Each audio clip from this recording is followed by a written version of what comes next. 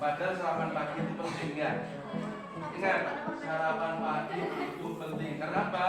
Sebelum mulai aktivitas, kita harus punya persiapan stamina, persiapan energi ya. Makanya harus sedikit apapun harus dimakan. Apa? Dikasih entah itu dengan minum susu, minum makan roti, itu ya. Jadi harapkan hari ini semuanya sehat semuanya, ya, salam semuanya ya. Semuanya punya impian kan ya. Kemudian di kelas ya, belajar itu kan belajarnya punya impian juga. Kemudian belajar nyaman, salah satunya impian juga kan. Kelas yang bersih, terus kemudian apa? Ada lupa. Dan semuanya ada tujuan dan alasannya kan ya. Ini saya punya dua kertas yang nanti yang satu ya, yang hijau ini adalah untuk menuliskan impianmu selama belajar. Apapun yang kamu kalian di sini sebagai impianmu ke depan ya. Saya punya dua kertas. Silakan ditulis.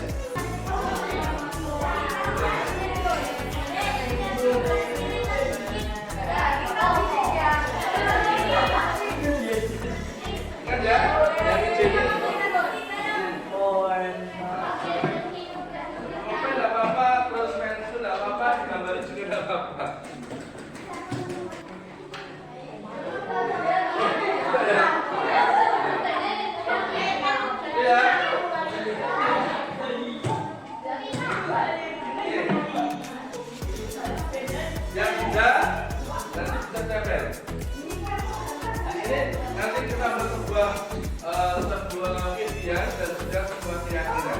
Nah, aturan yang disepakati bersama.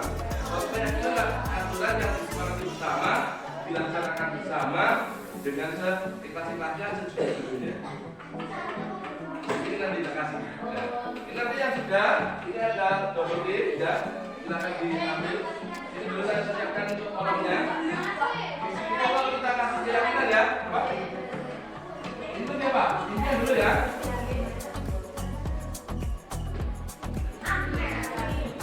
Jangan di sini.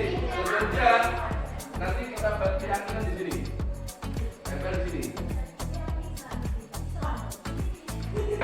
Nah, nanti satu lagi. Keyakinan klasik ini nanti kita buat dan harus dilaksanakan. Yang sudah bisa ditempel, silakan. Yang ini nanti apa? Yang biru, yang itu bisa ditempel di sini. Pak, yang sudah? Dari hatinya sendiri aja.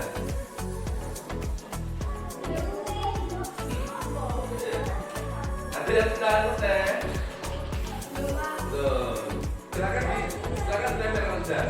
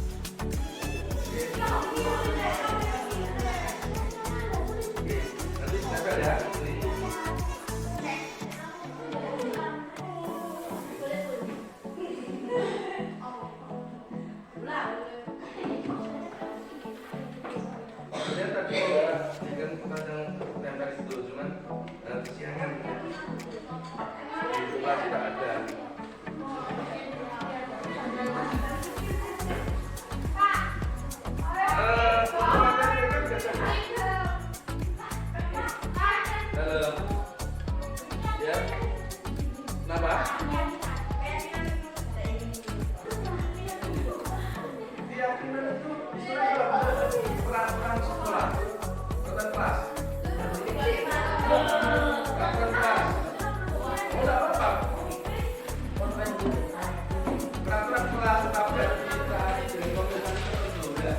dan itu harus dari kalian sendiri, bukan saya atau guru yang buat aku itu harus sendiri.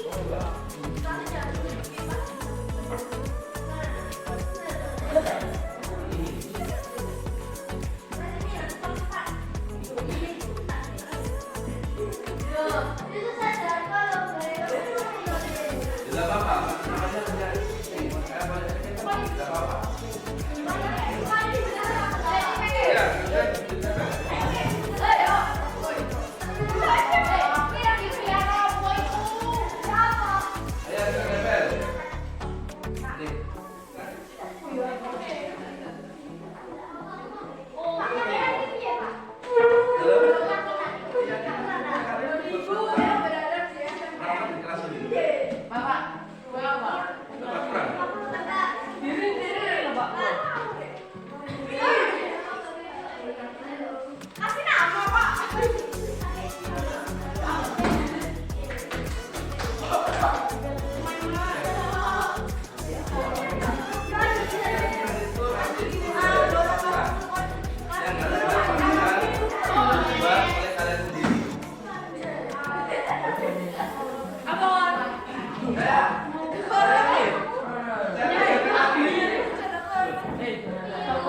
keyakinan itu peraturan untuk kelas yang kalian buat sendiri, kalian sepakati sendiri, kalian lakukan sendiri.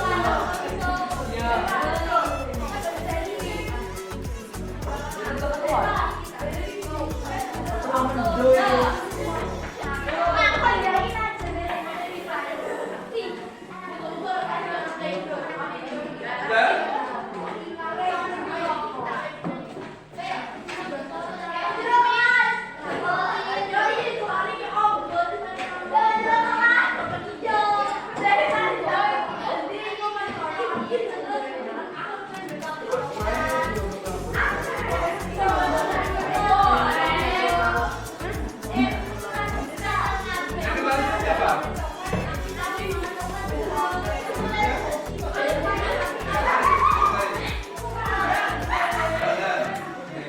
Nanti ada yang kita tulis dan bila perlu kita benarkan.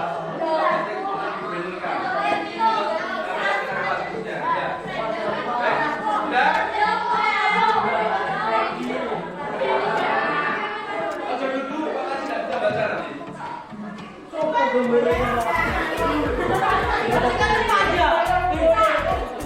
Oke ya. Oke. Terima kasih kalian sudah membuat sebuah impian menorehkan seperti ya. Sebenarnya saya harapkan tadi. Halo. Halo semuanya. Oke. Kita memang sebagai manusia umumnya kurang punya sebuah impian. Tapi yang saya sampaikan tidak seperti bagaimana. Saya punya bagaimana. Saya bagian bagaimana kan dia. Termasuk nanti untuk mewujudkan sebuah impian ini kita harus punya kesepakatan kelas dari kalian berusaha. Oke, saya dibacakan dulu ya di NTP-nya ya. Yang pertama, paling atas kiri ada empati. Mana Fadi? Fadi berusaha. Oh, ada siapa dia? Siapa ini? Impian, aku sepak bola. Jadi ya. Baik. Apa? Di sini sekarang kan ada. Kalau Islam sepak bola ya. Kemudian saya ingin belajar dan dengan bermain. Saya ingin pintar. Keisa. Ya. Mungkin bagi kalian itu hal yang kok ngono sih. Tapi bagi Keisa punya alat sendiri dan saya. Kurang itu ya.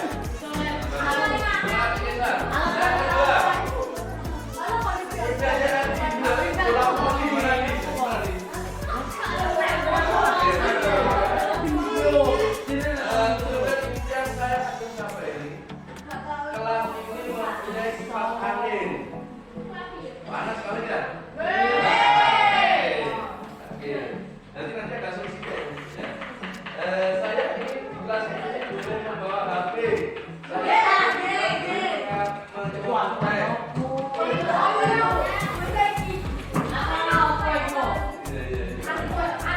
ingin mempunyai teman banyak banyak ya. Saya ingin teman satu kelas saya apa bagus. Nah itu ya. Teman satu kelas akak. Kita kelompok-kelompokan, kita benti-bentian ya. Apa? Sirkel-sirkelan ya. Itu biar nyaman. Benar ya? Dan kemudian atlet bola voli banyak ya. Ini siapa ini? Siapa ini? Teman kelas saya akrab. Akrab semuanya ya. Bagus. Nah ini kan saya tentara. Tentara ya. Aku ingin punya pabrik coklat. Makanya untuk mewujudkan ini siapa yang punya tujuan apa?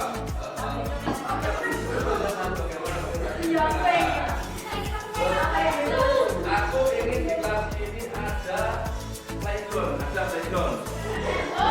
kan? Negara ada kan? Playground.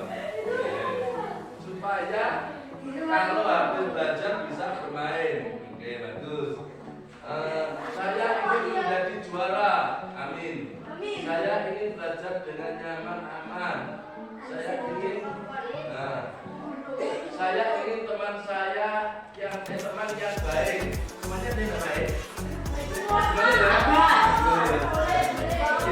Saya ingin membanggakan keberhasilan saya. Saya ingin kelas saya mempunyai alat khusus yang lengkap. Lanjut. Saya ingin jadi kelas saya bersih. Saya ingin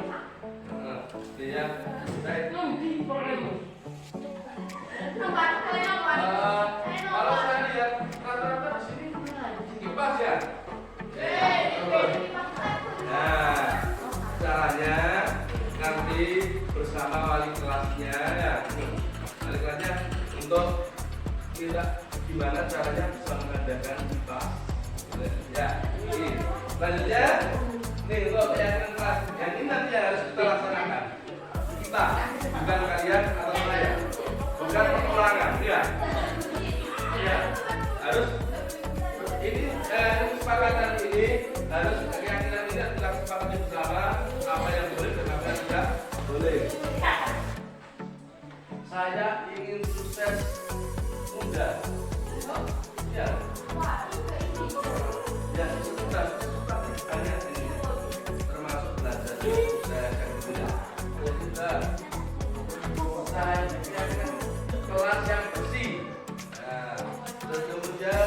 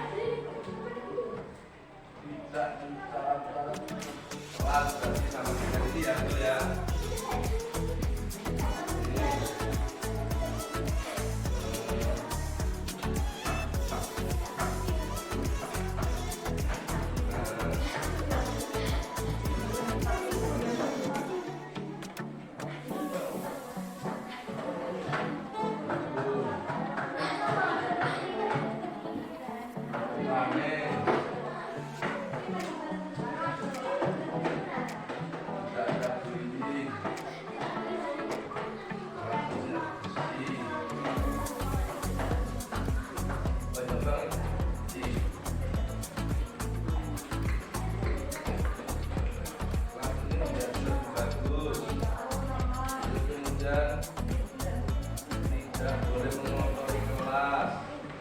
Ini satu kelompok dengan ini. Ya. Ini satu kelompok dengan ini. Sebentar. Kelas terus. Nah, ini dua.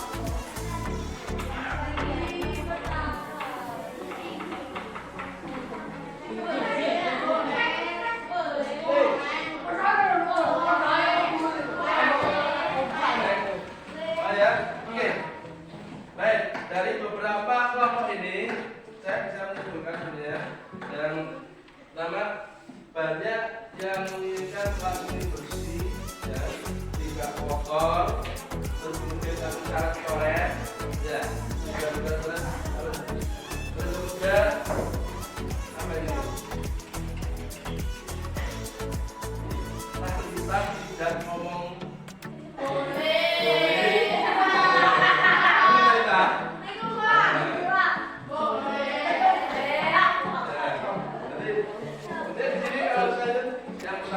bisa ditulis, coba sekretaris. Kalau tidak kan ayo ditulis.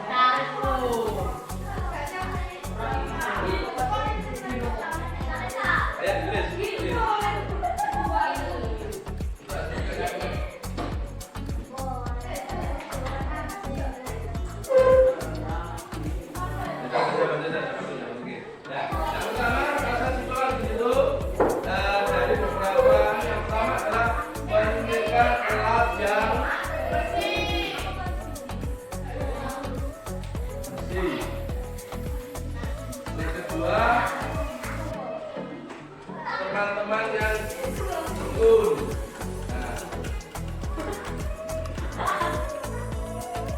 yang baik,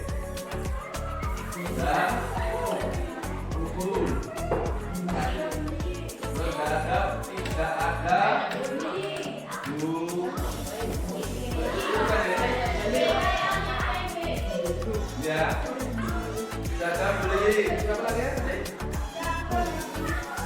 Tidak apa? Mengotori kelas. Mengotori kelas nih. Kelas yang berhenti. Terus kelas yang kalau apa namanya kipas berarti kelas yang kalau kipas air berarti masuk dia apa? Kelas yang nyaman. Nyaman. Terus? Nah, oke. Penting. Tadi termasuk bullying ini ya. Bullying ini perhatikan. Bullying ini termasuk menyebut nama orang tua. Nah, terus kemudian apa lagi? Ya, menyebut teman. Buat teman ini tidak boleh rame. Nah, nyaman ya. Terus nyaman ya, tidak rame. Oke. Nah, waktunya nyaman.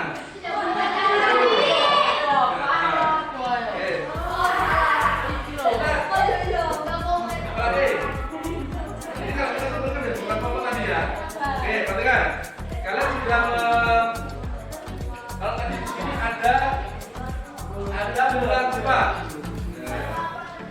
Bola cepat. Oke, bola cepat.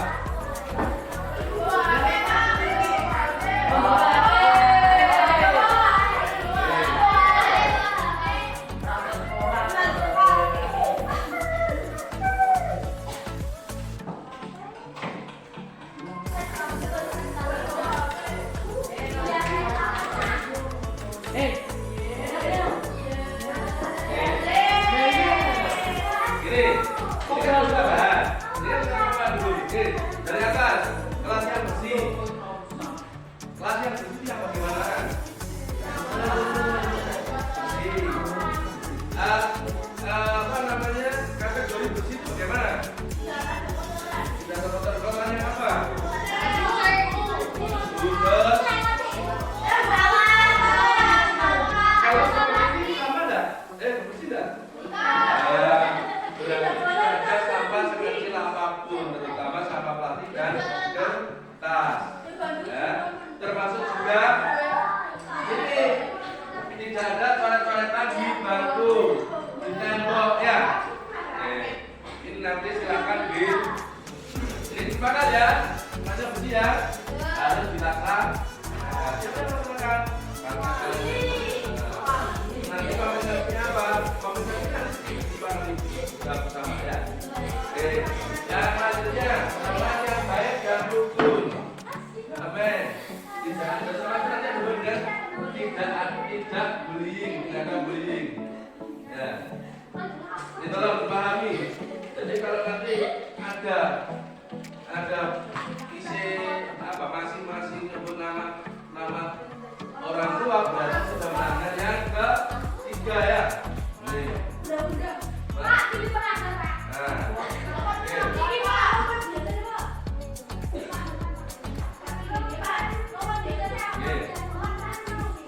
Itu ya. Dalam membawa pikir bila mana dibutuhkan dalam proses pembelajaran. Jangan tidak boleh ngomong sendiri, ngomongnya bergantian, gitu ya. Oke, jadi ini dulu yang kita bahas untuk kelas kita. Jadi tidak ini harus dilakukan dengan kesadaran. Gimana? Diri kan ya? Kalian tanya dulu. Oke, baik. Kalian tanya jadi ini lagi. Bila perlu kesadaran kalau ini sadar. Untuk pembelajarannya. Kelas A. Saya kira itu ya. Semoga saja apa yang kita sepakati ya. Sepakati bisa kita laksanakan bersama untuk kenyamanan belajar kita ya. Untuk tercapai tujuan kita dalam belajar. Saya kira itu cukup ya. Untuk sini saya akhiri. Assalamualaikum warahmatullahi wabarakatuh. Assalamualaikum warahmatullahi wabarakatuh. Waalaikumsalam warahmatullahi wabarakatuh. Bismillahirrahmanirrahim. Wassalamualaikum warahmatullahi wabarakatuh. Yang terhormat Bapak Ibu dan Guru dan rekan-rekan sejawat yang saya banggakan. Terima kasih waktu yang diberikan kepada saya. Izinkan saya untuk memaparkan sebuah modul. Saya di sini ada presentasi atau penugasan dari modul 1 sampai 4 yang bergerak budaya positif. Tentang budaya positif ini mungkin kita akan berada apa sih budaya positif, apa yang akan kita bahas di sini. Baik, di sini saya punya beberapa konsep tentang budaya positif. Yang pertama, perubahan paradigma belajar. Kemudian untuk konsep yang kedua ada sisi positif, nilai kebaikan, terus kemudian kebutuhan dasar manusia. Yang selanjutnya ada motivasi perilaku manusia, kontrol guru, keyakinan kelas, dan segitiga retribusi. Dan budaya ini positif ini nanti inilah yang nanti yang membawa kita untuk menciptakan suatu pembelajaran yang menyenangkan. Intinya ini, menurut Ki Hajar Dewantara bahwa kodrat anak itu ya, kalau dulu kan anak itu lahir dengan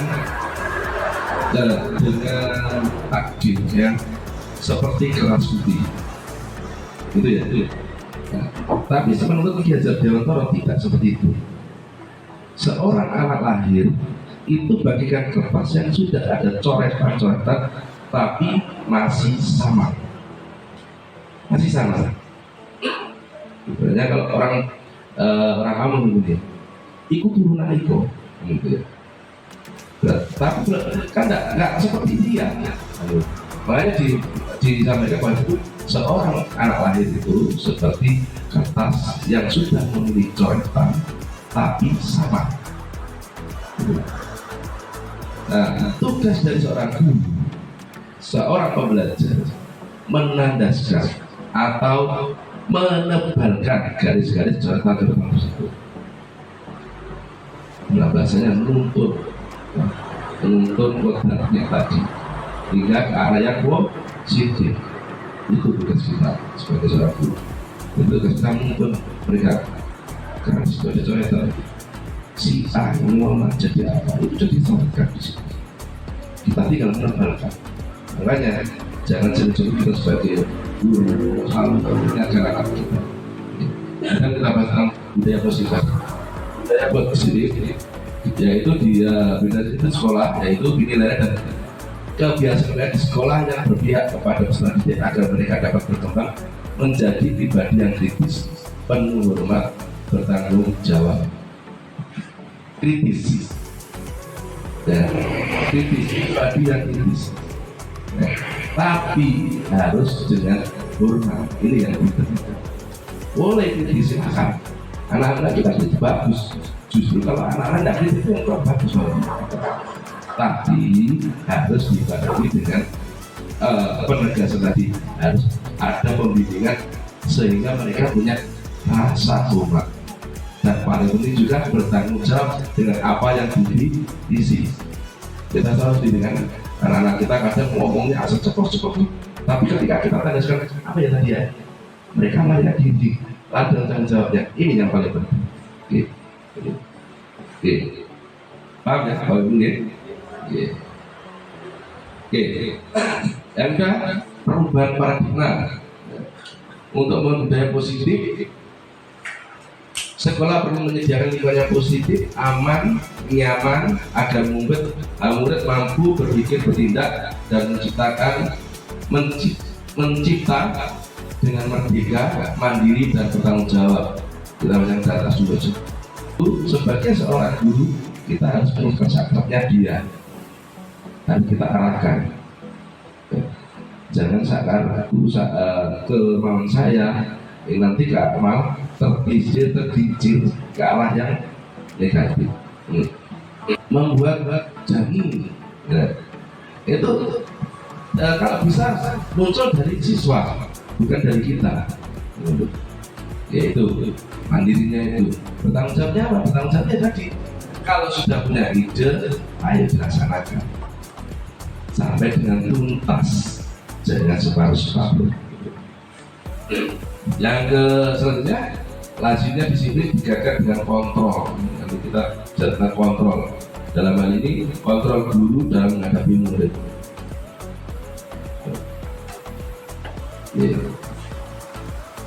Sebelum kita masuk ke kontrol, kita ada pertanyaan pematis seperti hukuman dapat mendisiplinkan anak. Jawabannya setuju atau tidak setuju? Setuju. Ada yang tidak setuju? Ada? Nah, dari Bu Guru coba setuju. Nah, konsekuensi ya, konsekuensi. Anak-anak kalau tidak mengerjakan PR, konsekuensinya apa? Menulis ini bukan. Jadi saat mereka tidak mengerjakan PR, otomatis dia akan oh tidak mengerjakan PR, apa yang kamu lakukan? Oh menulis itu juga. Nih, kemudian yang kedua, amat kedua, pemberian hukuman dengan hal positif dengan membaca atau bersihkan halaman. Setuju atau tidak setuju? Setuju ya, karena ini mungkin bentuk-bentuknya sudah berbeda ya. Ini berhubungan dengan hal positif ya. Mereka akan berbentuk, oh fungsinya ini saya kalau nanti dihukum ini ada manfaatnya, ada manfaatnya. Jadi membersihkan halaman, oh paling tidak nanti kita arahkan kenapa membersihkan halaman, biar tidak bersih, nyaman. Kalau halaman itu bersih nyaman, kita mau lewatkan nggak jijik kan gitu. Yang ketiga, memberikan penghargaan, maaf, penghargaan dapat meningkatkan motivasi belajar anak. Setuju atau tidak setuju? Kenapa? Semangat. Berarti hadiah gitu. Nah, dalam pikiran kita ada enggak kalimat yang begini? Semoga anak ini ketika semangat nih. Anak ini kalau kita nggak kasih penghargaan, semangat enggak ya? Itu ya. Nah, kalau saya nggak tahu Bapak Ibu tadi kan tetap semangat karena nggak kasih kadang-kadang anak ini dari supir kalau lagi penghargaan tadi ya entah apapun penghargaan bisa dilakukan. Nah ini bisa saja nanti munculkan ketidakmandirian tadi. Kalau memberikan penghargaan dapat mengganggu bekerja, setuju seperti tadi. Kalau tidak setuju, alasannya seperti tadi. Ya, memang kedua-duanya ada alasan. Cuman dampaknya, dampak lebih panjang. Dia akan selalu berharap kata belajar biar tidak baik. Seperti anak-anak kita kan itu. Ayo, tegel sholat, tak ini. Saat kita tidak punya yang dikasihkan itu, orang-orang gitu. Ada sama rasa sendiri begitu. Atau kalau ranking 2, ranking 1, nanti saya kasih hadiah gitu. Pas ranking 1 DWR gue. Selalu kasih gitu. Nah ini biasanya di situ. Tapi tidak ada jeleknya juga. Terus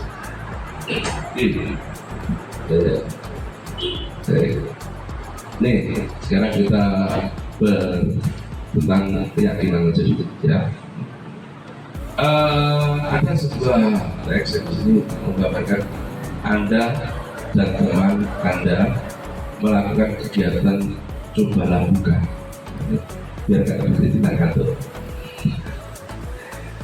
Yang tujuannya Ya, Anda itu mengepalkan tangan, ini mengibaratkan sebuah benda.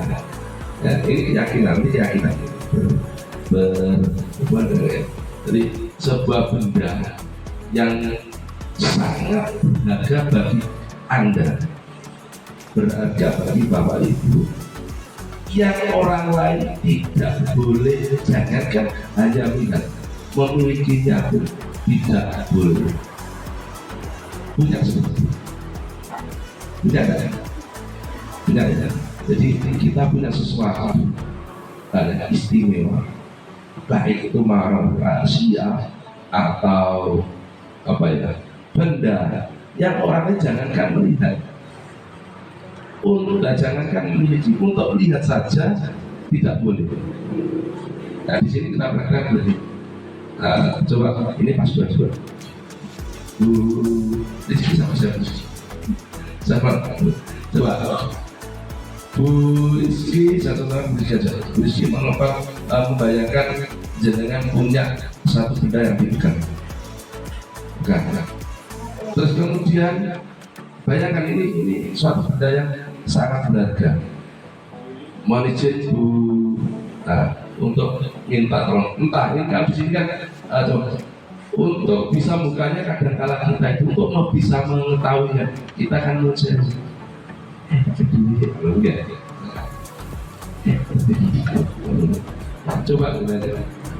saya minta coba dibuka. Nah ini oh kan dia ngomong coba sekarang saya minta mengepal di tangan kanan dulu, tangan oke. Terus kemudian tangan kiri di Bapak Ibu sebelahnya untuk memegang.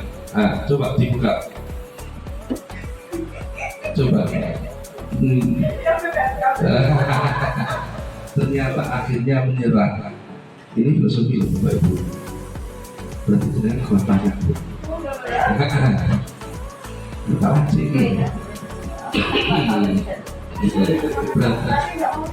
Coba ribet ya. Ya emang ini saya bilang filosofi tadi. Ini sebenarnya saya coba salah satu filosofi itu. Berarti sebenarnya Anda seperti saya juga. Saya tidak mau ribet orang. Kadang-kala kalau kita mengganggu kemudian ayo jangan kan gitu. Ada itu sakit. Nah memang menggenggam sesuatu itu ya ada positif dan negatifnya.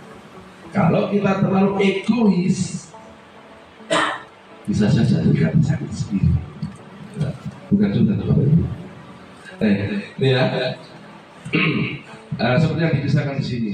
Jadi sesuatu itu ini nanti ada kontrol diri tadi, kontrol diri. Nah, saat polisi tadi ternyata kontrol dirinya lebih dominan apa tadi? Satu. Nah ini sebenarnya padahal untuk menjadi kontrol diri itu siapa sih yang bisa mengontrol diri kita? Mengontrol orang lain adalah diri sendiri. Nah, ini tadi yang saya sebutkan. Ya awal. Menurut Ki Hajar Dewantoro, tujuan pendidikan itu menuntut segala kodrat yang ada pada anak-anak agar mereka dapat mencapai keselamatan kebahagiaan yang setingginya, baik sebagai manusia maupun sebagai anggota masyarakat. Oleh sebab itu, pendidikan itu hanya dapat menuntut tumbuh atau punya kekuatan kodrat yang ada pada anak agar dapat memperbaiki laku dasarnya anak, hidup dan tumbuhnya kekuatan kodrat anak. Kalau saya menyampaikan begini, bodoh gitu, yang bisa membuatnya itu adalah kalian dengan satu juta. Ini tugasnya menuntut sukses dan tidaknya seorang anak itu adalah sudah ditakdirkan dalam garis-garis tipis. Guru pendidik itu bekerja menuntut, tergantung kita menuntut.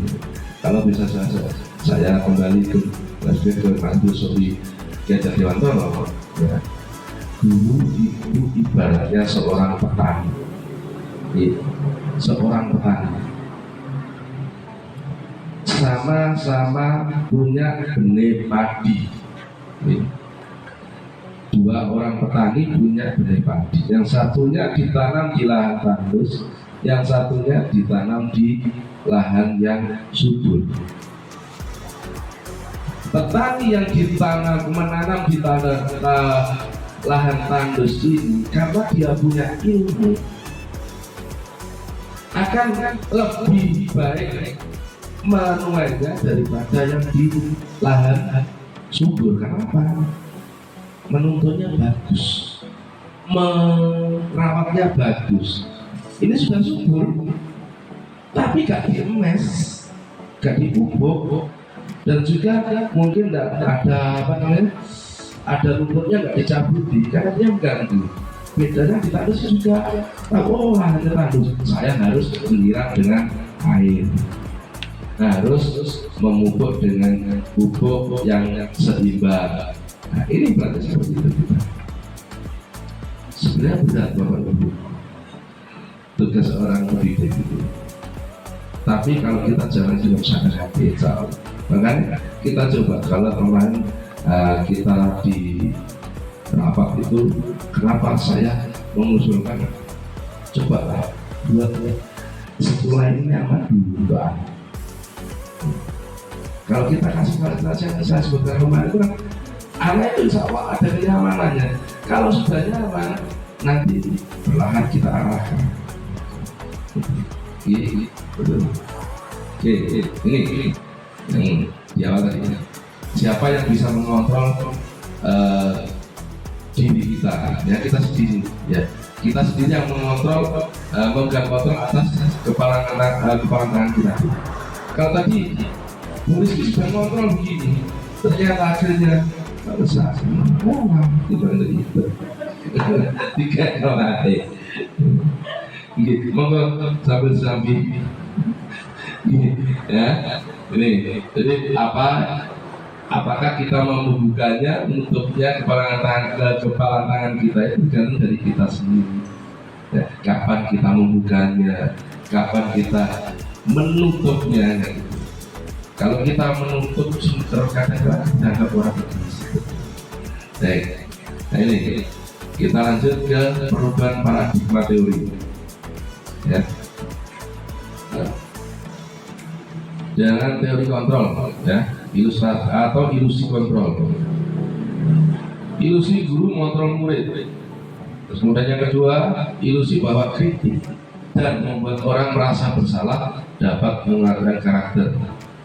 Yang ketiga, ilusi bahwa semua penguatan positif, efektif dan bermanfaat. Yang keempat, ilusi bahwa orang dewasa memiliki hak untuk memaksa. Nah, ini kadang terjadi pada diri kita. Cuma dewasa. Jadi, ya, ini bukan paradigma teori. Nah, ini siapa sesungguhnya orang yang memiliki kontrol?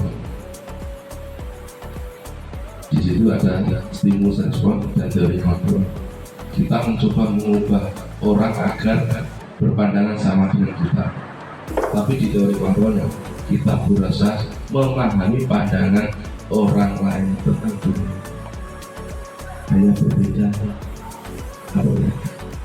berbeda penyampaiannya. Seperti ini. Menurut saya atau itu sampai tidak harus buat dengan bahasanya gitu. Mas, kira-kira ada apa? Ikut di gua ketika saya pengenalan bahasa aja, itu aja. Jadi ini, bagaimana perilaku buruk dilihat sebagai suatu kesalahan. Semua perilaku memiliki tujuan. Sebenarnya apa? Semua perilaku kadang-kadang kita kan tidak paham dengan apa yang dilakukan. Menurut kita salah, tapi menurut mereka tidak salah. Saya punya tujuan. Nah, nanti ada hubungannya dengan segitiga institusi. ingin Bapak Ibu di bangku kuliah dulu di yang kependidikan, ya, masih ingat dengan segitiga restitusi, ya. Nih, terus kemudian orang lain bisa mengontrol saya, hanya Anda yang bisa mengontrol diri Anda. Ini.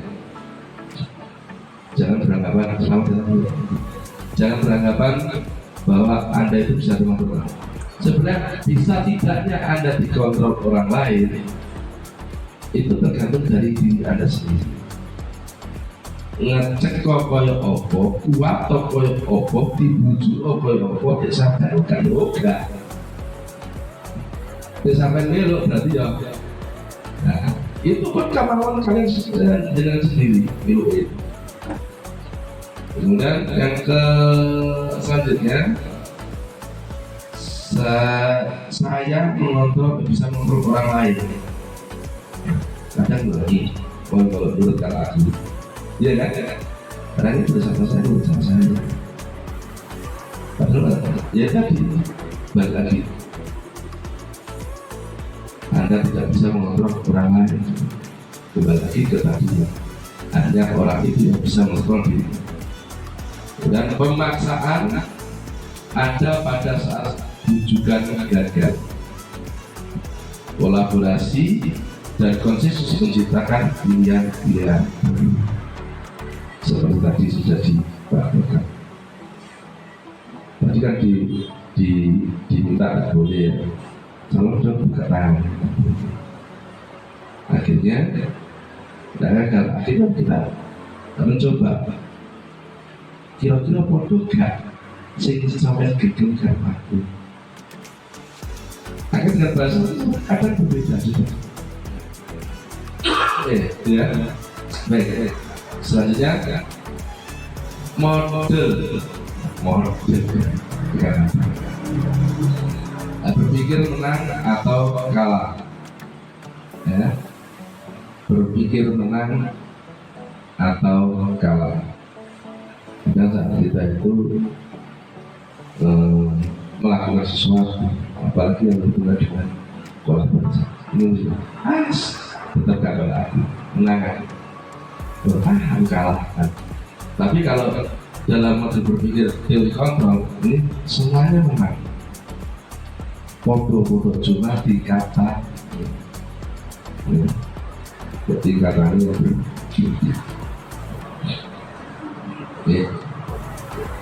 nah ini Bapak Ibu, makna dari disiplin. Apa makna dari disiplin? Ada yang bisa menjawab? Tujuh. Tepat waktu, menentukan diri, memberi tanggung jawab.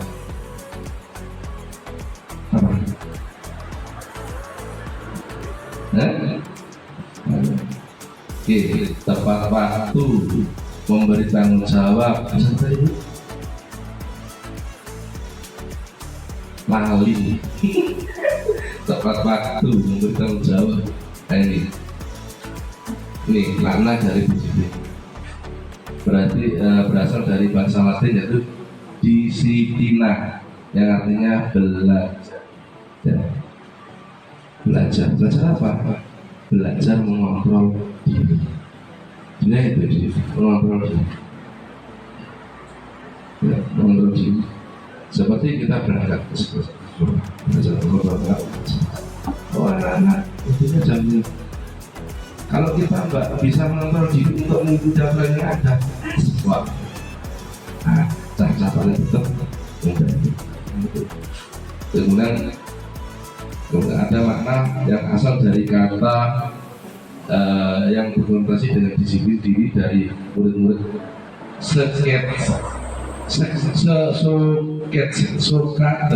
ya, saya semua coba Socrates dan Plato.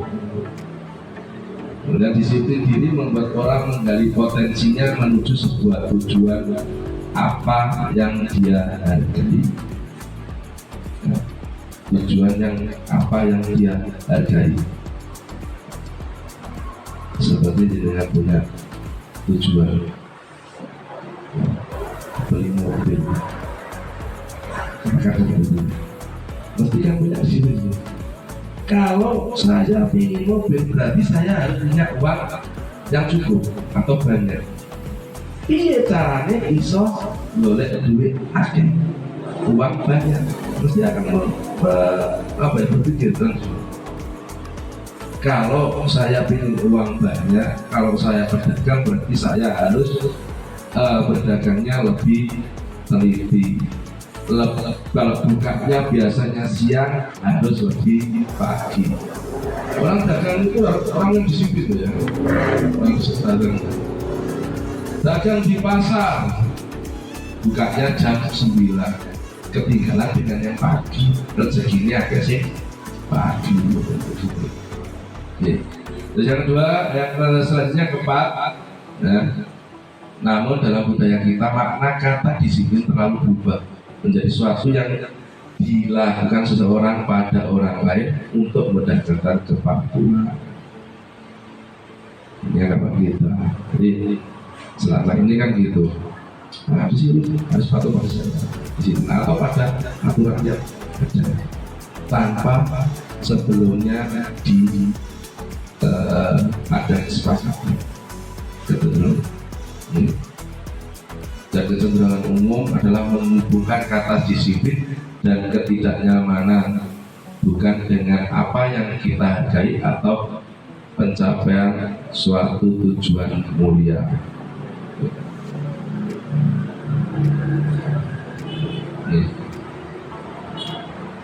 Ya, kembali lagi ke sini ya.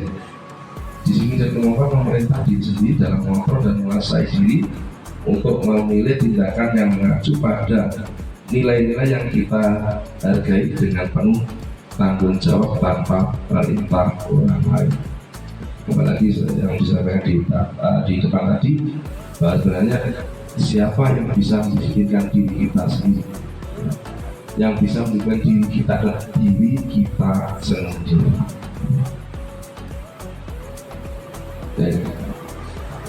Ini maksud dari nilai-nilai yang kita hargai adalah nilai kebajikan, sifat-sifat positif manusia yang merupakan tujuan mulia yang ingin dicapai setiap individu.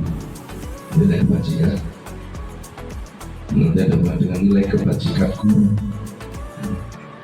nilai-nilai kebajikan yang ingin dicapai oleh setiap anak Indonesia. Kita kenal dengan profil pelajar Pancasila yang ini kurikulum merdeka ini. Merdeka sebenarnya kan ada singkatan dari itu ya. Merdeka itu kan ada singkatan dari apa? Mulai dari diri sendiri, elaborasi, terus apa? Restitusi, apa refleksi? Nah, wes tugas ini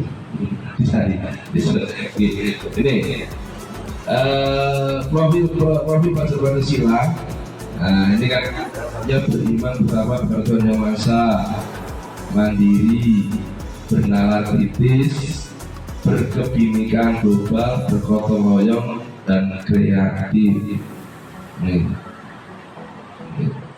nanti di pembelajaran yang makanya saat ini Bapak Ibu guru kan ada yang mengikuti workshop penyusunan modul kelima kan?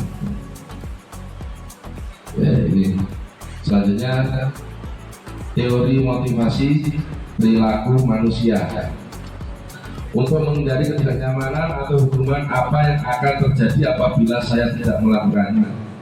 Ya. Ini teori motivasi prinsip menghindari ketidaknyamanan atau hubungan apa yang akan terjadi apabila saya tidak melakukannya. Ini.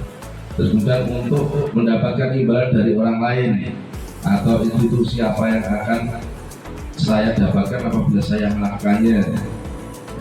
Motivasinya kan gitu.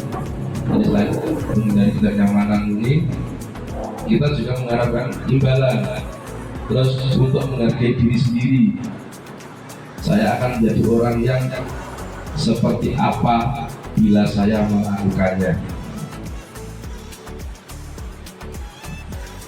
Nah, ini kita lihat 5 kebutuhan dasar manusia.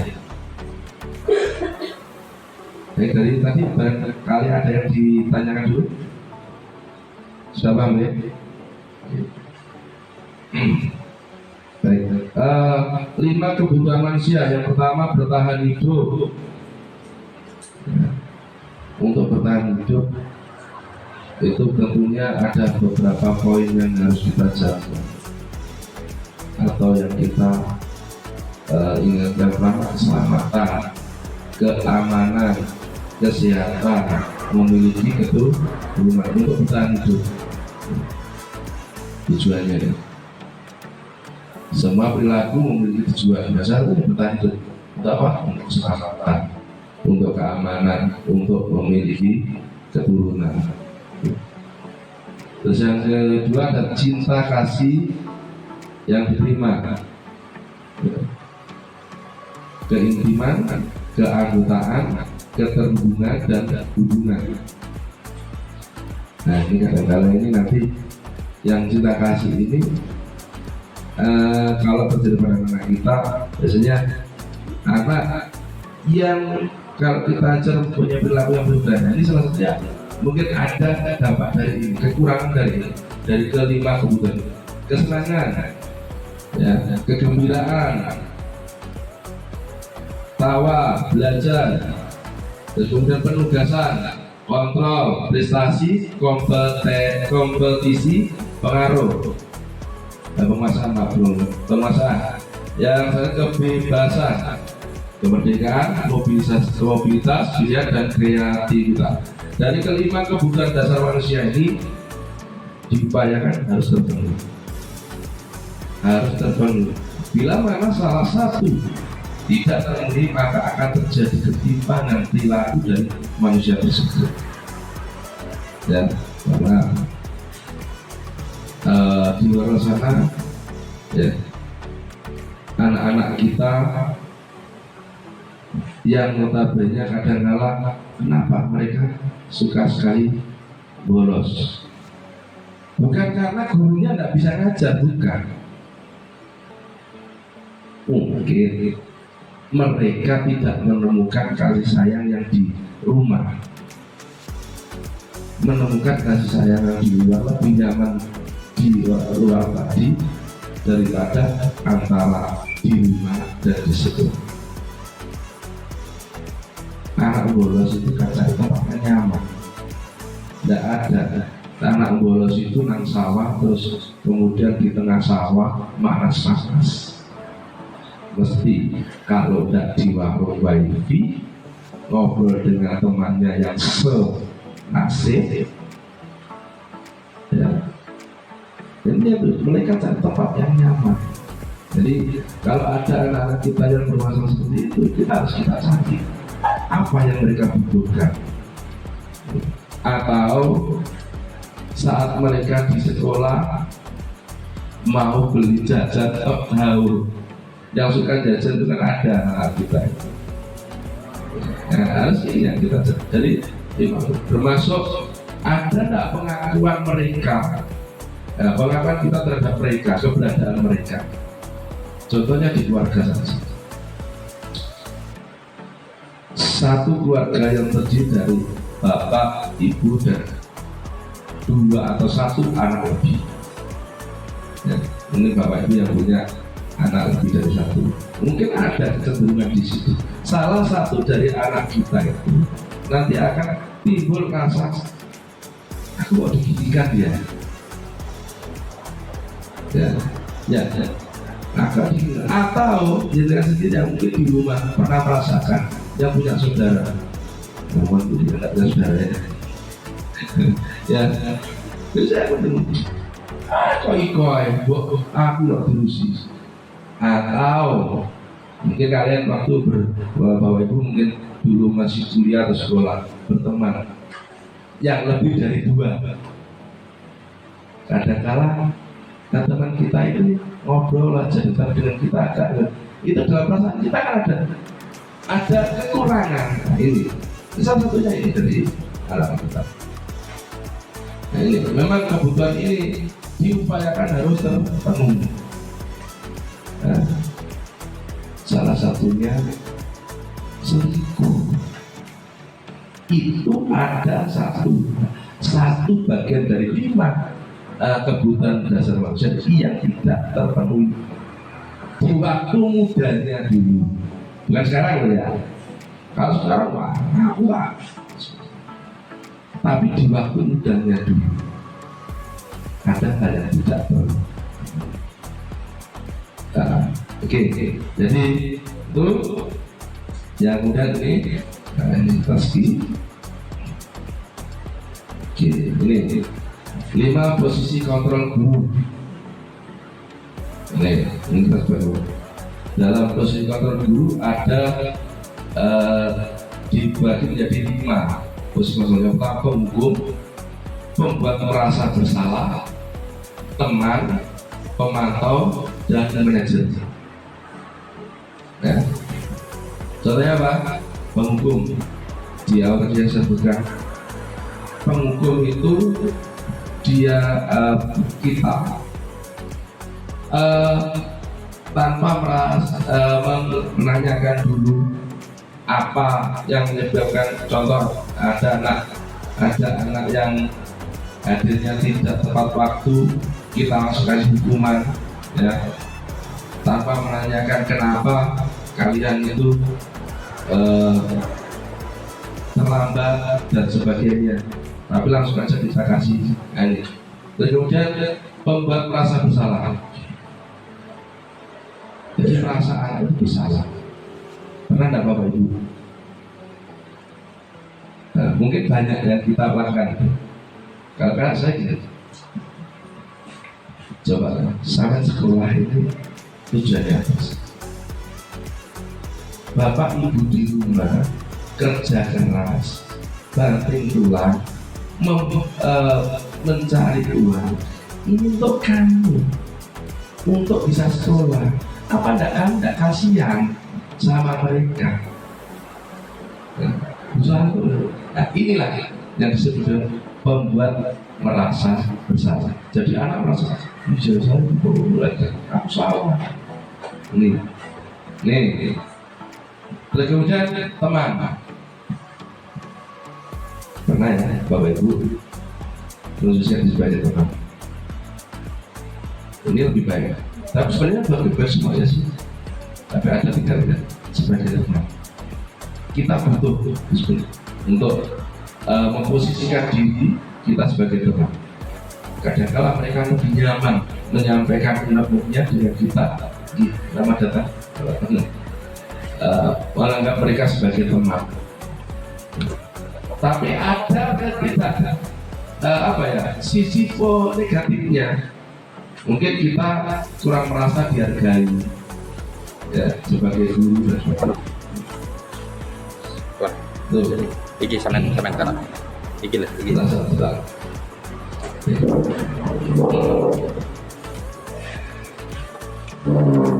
Ya.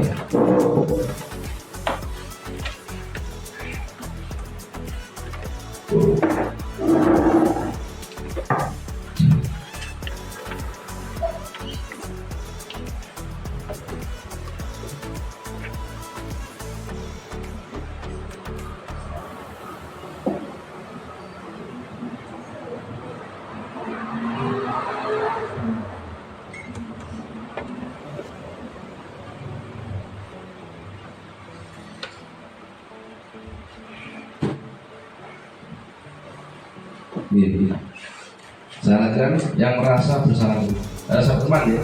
Terus kemudian pemantau ini dilakukan di mana ini kita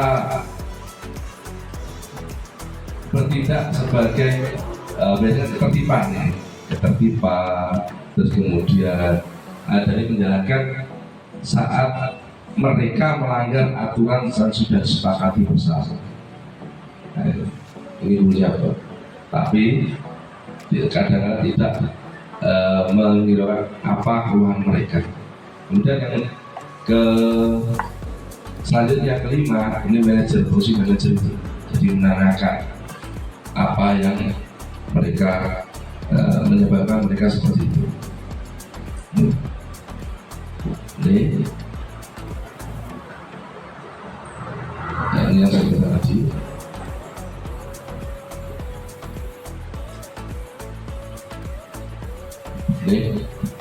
Selanjutnya ada beberapa pertanyaan yang mengacu pada yang saya sampaikan tadi. Saya kecewa sekali dengan kamu. Nah, salah satunya ini pertanyaan-pertanyaannya. Otomatis mereka akan merasa bersalah. Nah, ini jadi fungsi kontrol yang di sini dari adalah sebagai seorang yang seorang orang yang merasa bersalah. Kamu tidak pernah benar melakukannya, Bang Hukum. Kemudian ayo lakukan demi bapak, demi ibu bapak. Teman, ibu bapak maksudnya kita. Kemudian apa kamu mau mendapatkan stiker bintang dari ibu pemantau? Nah, ini. Kemudian yang selanjutnya ada manajer. Pernyataannya ada berikut. Bagaimana kamu bisa menyelesaikan masalah ini? Jadi manajer itu lebih halus cara menyelesaikan masalah, memberikan sanksi yang lebih halus. Dan yang umum ini, kamu selalu yang paling terakhir. Jadi langsung menjudge, mengukur. Jadi baik. Di sini langsung kita masuk ke budaya positif yang tergambar seperti itu. Ada budaya positif, lingkungan positif yang terjadi di lingkungan positif, keyakinan kelas dan peraturan kelas. Oke, keyakinan kelas. Keyakinan kelas adalah nilai-nilai kebajikan atau prinsip-prinsip universal yang disepakati bersama secara universal, lepas dari latar belakang suku, negara, bahasa manapun maupun agama. Kalau mungkin Bapak Ibu di awal pembelajaran ini mestinya harus dilakukan, membuat kesepakatan kelas. Apa yang tidak boleh, apa yang diperbolehkan. Ini bisa tentu Pak Ibu kesepakatan kelas. Biar nanti muncul dari kesepakatan kelas itu anak-anak akan sadar akan tanggung jawabnya. Jadi tidak merasa terbebani oleh sebuah aturan. Mereka sendiri yang buat aturan itu, jadi mereka sendiri yang akan melaksanakan. Contohnya membuat kesepakatan kelas untuk bisa bersih, memimpikan sebuah kelas yang bersih. Apa yang harus dilakukan? Ya seperti tadi harus dibentuk care dan seterusnya menjaga kebersihan. Nah, ini untuk keyakinan kelas. Keyakinan kelas bersifat apa daripada peraturan yang lebih rinci dan konkret. Keyakinan kelas berupa pernyataan yang universal, pernyataan kelas, keyakinan kelas senantiasa dibuat dalam bentuk positif. Keyakinan kelas hendaknya tidak terlalu banyak sehingga mudah diingat dan dipahami. Semua warga kelas sebaiknya ikut berkontribusi dalam membuat kegiatan kelas lewat curah pendapat. Tentunya bersedia meninjau kembali keyakinan kelas dari waktu ke waktu. Keyakinan kelas tidak bisa berjalan selamanya, tapi harus ada peninjauan. Ya. Jadi bahasa keyakinan kelas tidak sesuai dengan peraturan kelas. Kalau di peraturan kelas kan ada dilarang membuang sampah sembarangan atau buanglah sampah di tempat sampah. Bahasa yang ada di keyakinan kelas itu lebih halus lagi. Kira-kira apa?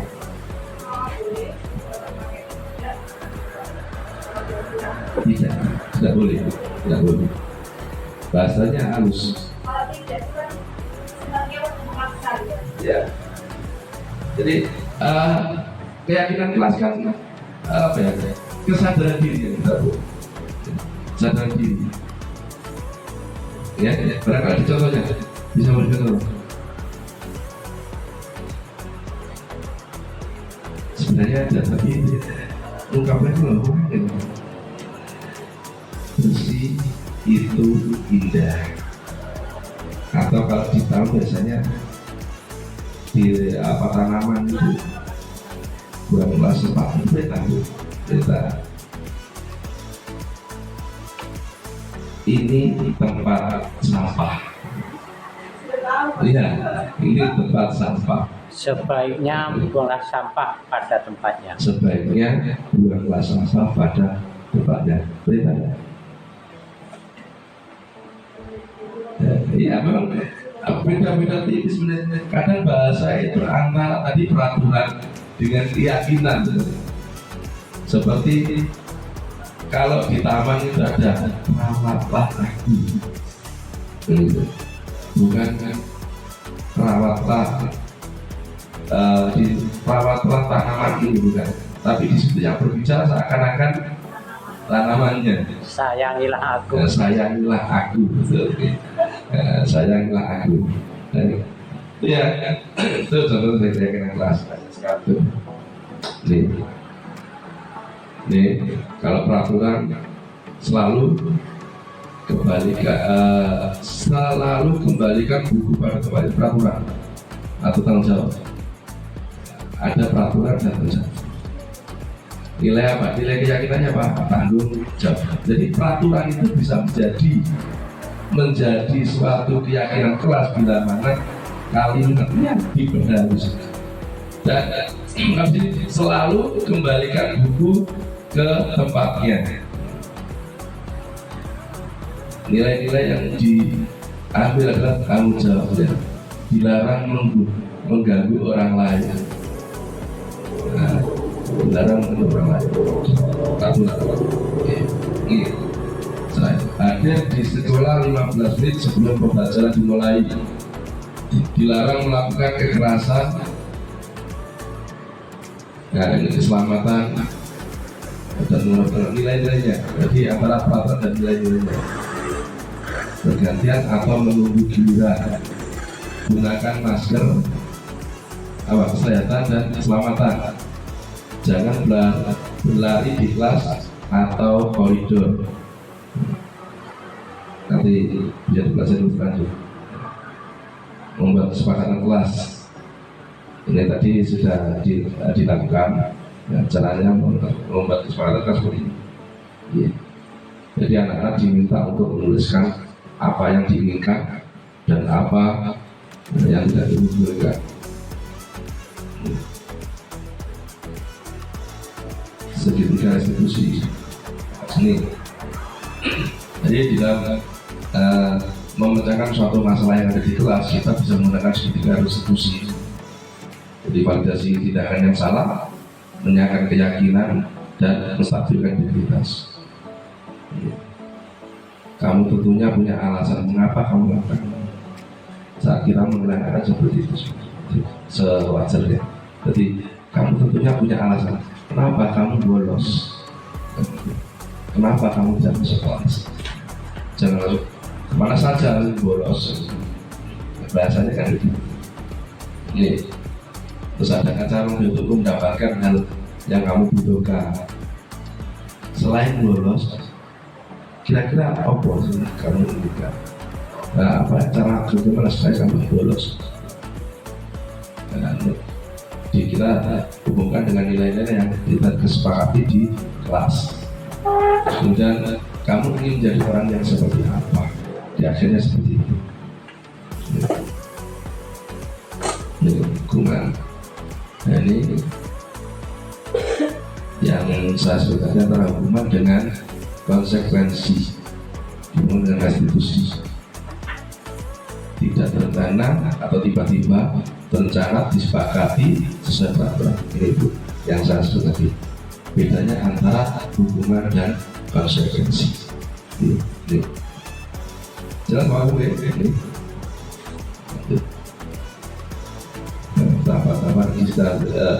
segitiga restitusi tadi saya sebutkan untuk menangani siswa-siswa kita, salah satunya adalah menstabilkan identitas.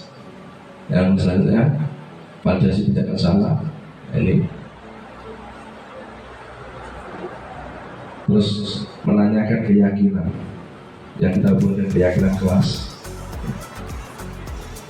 Kesimpulan di sini untuk budaya positif adalah perwujudan dari nilai atau keyakinan yang besar yang diterapkan di sekolah dengan diawali dengan perubahan paradigma tentang teori kontrol. Jadinya siapa yang bisa mengontrol manusia adalah manusia itu sendiri. Sama dengan kita mengarahkan anak-anak kita, peserta didik kita itu kita arahkan gitu. Kita dampingi mereka sehingga mereka akan muncul kesadaran dirinya sendiri untuk bisa mengontrol dirinya sendiri ke arah nilai-nilai yang lebih baik. Itu Bapak Ibu ya. Saya kira ada yang ditanya dulu, monggo. Paham semuanya nih? Baik. Saya kira itu Bapak Ibu apa yang saya sampaikan, semoga bermanfaat sedikit banyak. Ya, yang saya sampaikan ini mungkin ada yang kurang jelas, kita bisa sharing sambil berjalan di lain waktu. Dan mohon maaf bila mengganggu kegiatan Bapak Ibu.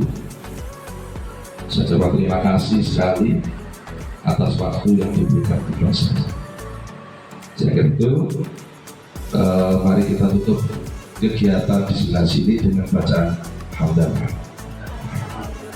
Terima kasih, mohon maaf bila ada kurang-lebihnya. Saya kira wassalamualaikum warahmatullahi wabarakatuh.